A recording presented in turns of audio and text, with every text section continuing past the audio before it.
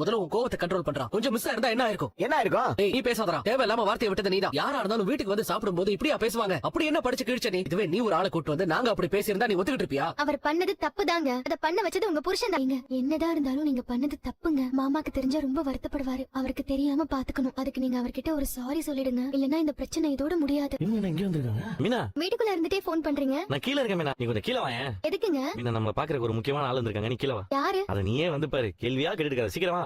சரி வரேங்க. ஏங்க எதுக்குங்க வர சொன்னீங்க? டிரைவிங் கத்துக்கிறதுக்கு ஒரு ஸ்டூடெண்ட் வந்திருக்காங்க. நல்ல விஷயம் தானே. யார் அந்த ஸ்டூடெண்ட்? நீயே போய் பாரு. சிந்தாமணி வந்திருக்காங்க. எனக்கும் அதே சாக்குதான். தெரிஞ்சு வந்திருக்காங்களா தெரியாம வந்திருக்காங்களான்னு தெரியலையே. எல்லாம் போய் பார்க்கலாம். இது வந்துட்டாங்கக்கா. வணக்கம். இந்த வரைக்கும் வந்துட்டு நின்றுச்சு. மணியை சொல்ல மாட்டீங்களே. டிரைவிங் சொல்லி கொடுக்குற இடத்துக்கு கூட்டு போக சொன்னா நீ இவருதான்க்கா சொல்லி கொடுக்குறவரு. அப்ப இது எங்க வீடுதான். ஓஹோ, அப்ப இதான் மாஸ்டரோட வீடா? ஓ, நீங்க எங்க அம்மா கிட்ட தானே டான்ஸ் கத்துக்கிறீங்க.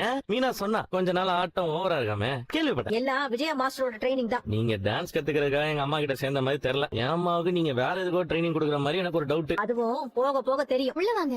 என் தொழில் எதிரி வீட்டுக்கெல்லாம் நான் வரமாட்டேன். நான் உங்களை எதிரியாவே நினைக்கலையே. உங்களன்னு இல்ல, யாரையுமே எதிரியா நினைச்சு அவங்களோட போட்டி போட்டு ஜெயிக்கிற எண்ணம் எனக்கு இல்ல. அதுக்கு டைமும் இல்ல. அப்புறம் எதுக்கு எனக்கு வர வேண்டிய ஆர்டர் எல்லாம் நீ எடுக்கிற? நான் ஒண்ணும் உங்ககிட்ட இருந்து எதையும் பறிக்கலங்க. என்ன நம்பி குடுக்கறவங்களுக்கு நான் வேலை செய்யறேன், அவ்வளவுதான். தாராளமா பண்ணு. வீடு வரைக்கும் வந்துட்டு உள்ள வராம இருக்கீங்க.